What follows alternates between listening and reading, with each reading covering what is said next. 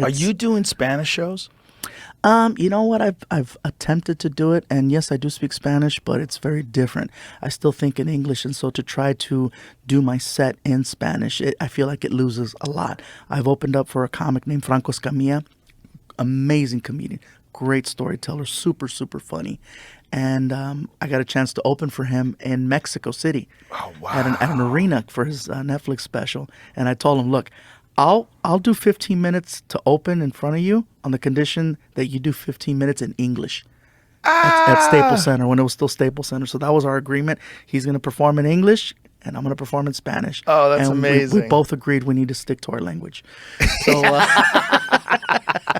Tom Segura's been doing Spanish shows. But see, Tom is like a sleeper, man. You don't realize that Tom can do that. The first time I heard Tom Segura speak Spanish, I'm like, who are you? Fluent. Yeah, like there is no like hola amigo. Right. There's none of that shit. No. He's very like hola. He sounds like a soap opera star. Yeah. And when he speaks Spanish, you're like, ooh, look at you. Oh, he can speak the "Hey, shit out of most some interesting Spanish. man." What's crazy is when people talk shit around him and And they they don't don't know he know. can speak Spanish because he looks like a regular white Yeah. guy. And then he'll turn and just start fluent. Ripping into him. Yeah. And he could do jokes in Spanish.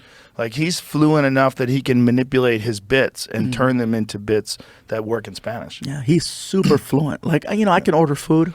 Yeah. I can order food like a champ, but to carry a regular conversation that requires me to pull certain words, it's like, I'm always one of those that I'll get to a certain point and I'm like, ¿cómo se dice like, then I'll have to say the word in English and then go back into it. Yeah. So, oh, look at him. That's Y lo it. que yo quería decir es que hace 20 años, pero yo tenía un amigo ahí que era español, o sea, de Madrid.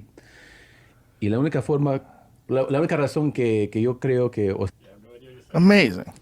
Yeah. Amazing. I wish I could do that. Like he's just making noise to me. Funny, right? Yeah. I wish I could do that. Like, That was I his think mom there's a right real there. value in learning a second language. It's one of those things where I was like, God damn it, I don't have the time. But I wish I did. But part of me says, you do, stupid. You do a lot of other stuff. Why don't you dedicate a few hours a week to learn Spanish? It's if nothing else, just to communicate with people, not necessarily if you want to do stand up in Spanish. That's again, I thought about it. I thought it'd be a great challenge, but oh God, no, Yeah. no. I'm already doing it the way that it I works get for it. me. Yeah, fuck Like, it. Why? Exactly. Why make your life harder? Why make my life harder? I'm like, I'm good. I can still go perform in Mexico in English. Bro, when Joey Diaz used to mix Spanish and English in Miami, when Joey, who's Cuban from Miami, when he would hit those motherfuckers with some Cuban slang. Oh my God. Oh my God. You could not follow that. Nobody could follow that. It was chaos. It was chaos.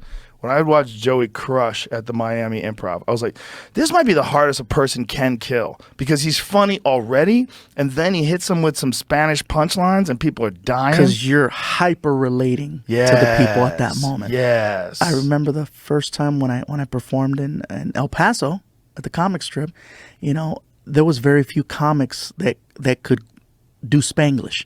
And when you got a crowd that's got 80 to 90% Mexican and you're hitting them with stuff that's hysterical in English, and now you're throwing in like, I'm one of you too. Yeah. It was such a connection, and the response was like, oh, it was like, wow. Yes. I remember I had opened up for a comic named Dan Bradley. It was years ago.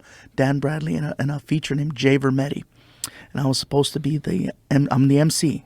And so I went out there and I'm hosting the show, and I'd hit him with all the English, Spanish, and then hitting local references because I would spend so much time in the city, like Doña Flor and like en la esquina in the corner, and then like, oh my God, he knows Doña Flor. Like, this is outside. So when you start hitting him with stuff like that, the feature goes, hey man, you're going out there with too much energy. You need to set the tone for the show. You gotta build it up.